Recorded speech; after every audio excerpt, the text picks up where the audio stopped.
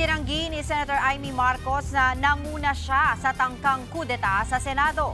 Ayon kay Senator Amy, hindi raw siya ang kumumpas para patalsikin si Senator Tito Soto bilang Senate President. Sa katunayan, alam daw ng minority bloc na siya ang huling nakaalam at sumapi sa planong kudeta. Dagdag pa ng senadora, ang umugong na pagpapalit ng liderato sa Senado ay nag-ugat sa pangamba ng mga senador na nayayanig umano ang kanilang institusyon dahil sa mga kaso at kontrobersyang hindi dapat senador ang managot.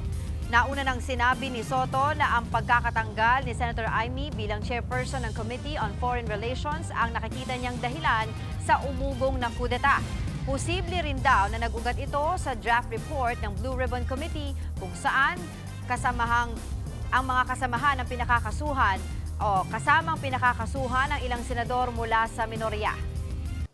Mga kapatid, Angela Lagunsad Castro po para sa komprehensibo at makabuluhang balitaan at talakayan. Mag-follow at subscribe na sa social media pages ng News 5.